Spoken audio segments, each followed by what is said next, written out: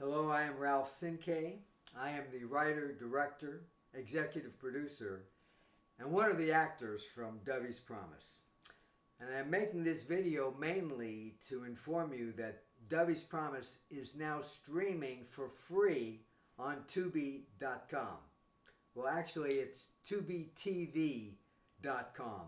So all you have to do is go to TubiTV.com and then type Dovey's Promise in the search box, and it will take you to the film and you can start watching it.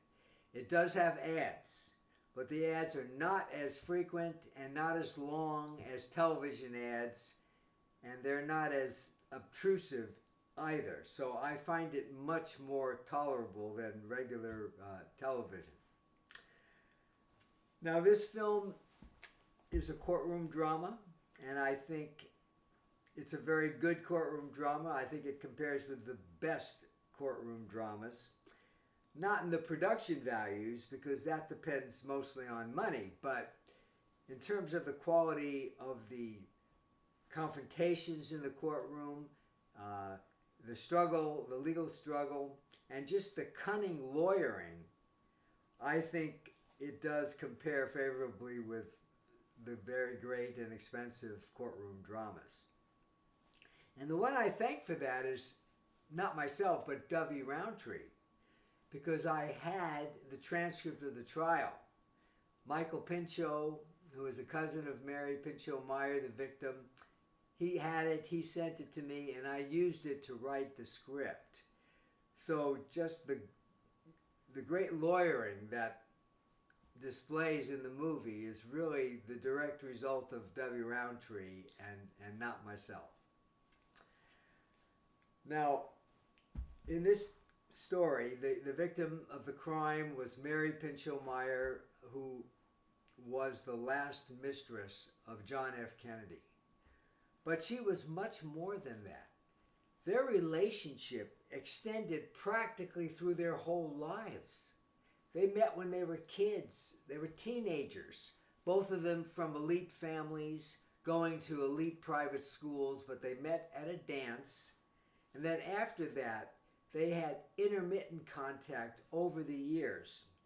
For instance, in the 1950s, when Kennedy was a senator, he and Jackie were living in Georgetown, and it just turned out that their neighbors were the Meyers. So Mary and her husband and her sons were living right next door to the Kennedys, and they were friendly then.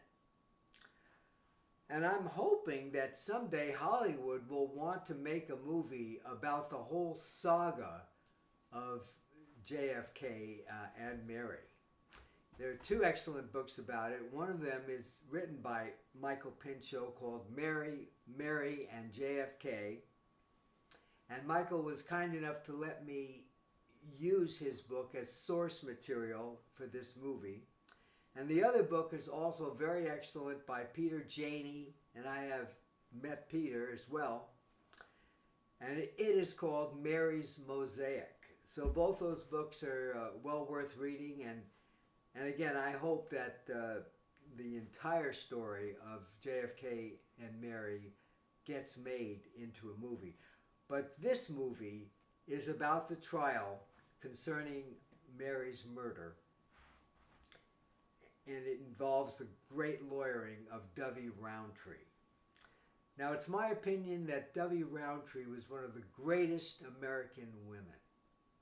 And the reason I say that is from looking at the arc of her life, because she started in rural North Carolina.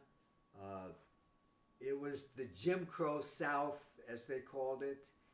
She was born in abject poverty, and she would have to hide under the bed when the Ku Klux Klan went on a rampage. So she went from that to the highest level of legal power and influence in Washington, D.C. That was an amazing arc of her life. She accomplished it herself. And I think that the example that she set for having a life of achievement and accomplishment was as great as anyone that you can name, male or female, white or black, or any other color. And yet I don't think that Dovey has ever really gotten the credit that she deserves. How many Americans have even heard of her? Clearly it's much less than 1%. There should be schools named after her because she did an awful lot for children. So why isn't she better known? Well, I think it's because of this case. Because in this case, she took on the entire U.S. Department of Justice. There were several prosecutors present at the trial, but there was another very prominent prosecutor who was sort of their puppet master, who did not attend the trial, but he was still giving them orders behind the scenes. And I have every reason to believe that the President of the United States at that time, Lyndon Baines Johnson, was following the trial very closely as well. So Mary was brutally murdered in a Georgetown park. Right away, a very poor and mentally challenged black man, Raymond Crump, was arrested and charged with the crime. And when Dovey went to visit him in prison, in jail, she was so convinced of his innocence that she offered to defend him for $1, and that she did. And this was really very much like the trial of the century in the 1960s. It wasn't televised, but it was covered very closely in the newspapers and on a daily basis. Now, Dovey went on to win. I'm not going to refrain from telling you that. It's very well known.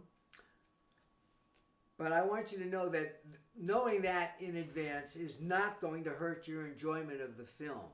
When it gets to the end of the film, to the verdict, to the climax, there's still going to be a surprise for you, okay? It's still going to peak, and it's going to have a very resounding finish. So even though you know in advance that Dovey won, you are still going to have fun watching the movie, and there is a surprise at the end. Now I'm holding a picture of our poster, which was made by our distributor, Breaking Glass Pictures. And this is our star, Joy White, who just happened to look like Dovey Roundtree, especially in her eyes. They both have very big, beautiful, round eyes. But I think it's a challenge to play a character who was as great as Dovey Roundtree was. It's a challenge, for the actress to capture the greatness. It's one thing to play an ordinary person, but when you're playing someone as accomplished, really as magnificent as Dovey Roundtree, you really have to rise to the occasion. And Joy White did. She's a very talented actress. She won 5 Best Actress awards for doing this. And getting her to play Dovey was the single greatest blessing that this film had. Now, my hope is that this film will help to spread the word of just what a great American Dovey Roundtree was. And I sincerely hope that the success of this film brings enough money to me that I can do something to honor Dovey Roundtree. And what I'd like to do is hire a black sculptor or sculptress to make a statue or a bust of her. And then I would offer to give it to a big city school, perhaps a high school, either in Washington, D.C., where she worked, or in Charlotte, North Carolina, where she was from, if they will change their name to Dovey Roundtree High School or whatever it is. That would be part of the deal. So I would very much like to do that. And I'm asking everyone to watch this film and recommend it. And don't do it for my sake, do it for Dovey's sake, because I want her to get the credit and the tribute that she deserves. But if you like courtroom dramas, you will definitely like this one because it was very well done. Thank you.